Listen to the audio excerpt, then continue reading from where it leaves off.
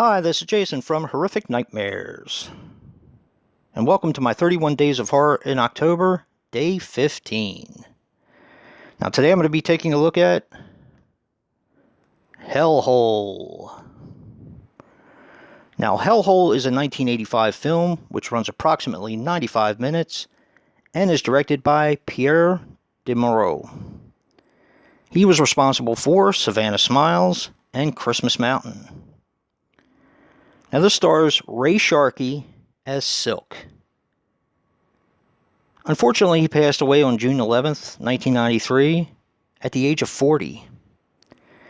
He was in Caged Fear and Wired.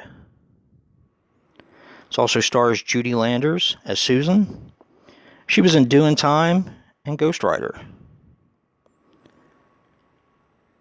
Marjo Gortnier as Dr. Dane.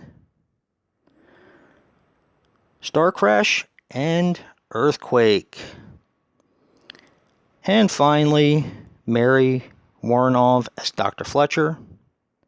She was in Night of the Comet, Death Race 2000, Warlock, and Eating Raoul.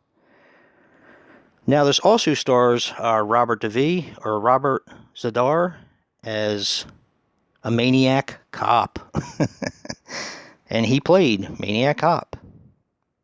He actually plays a security guard. I just thought that was a fun way to introduce him. And Cliff Emmerich. Now, he was in Halloween 2. He played Mr. Garrett, the guy that went out to check the locks on the doors in the storage area. Now, the part of Dr. Fletcher was originally supposed to be played by Britt Eklund.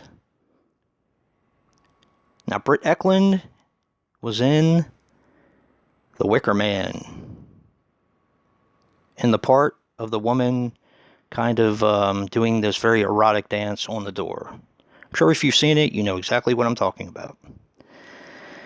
But was ultimately given to Mary Warnoff. Wasn't really sure what to expect with this movie. Always wanted to see it. The plot kind of goes like this. Judy Landers and her mom, in the beginning, are living in a house, and they're talking about these papers that someone asked for that could basically put I believe it was a bank owner in jail. Silk ends up at their house, kills the mom, and goes after the daughter to where she falls out of a window and knocks herself out. She ends up in this psychiatric hospital because she has amnesia. Now, he is told to get these papers, Ray Sharkey is, under any circumstance. So he becomes an orderly at this mental hospital. Now, the mental hospital also has a sinister plan from Dr. Fletcher, which is played by Mary Warnoff. When the girls act up, because this is a girls' asylum, when the girls act up, they are taken to Hellhole, which is another building across the way, and experimented on. And that's basically where I'm going to leave this one. This kind of has that women in prison vibe.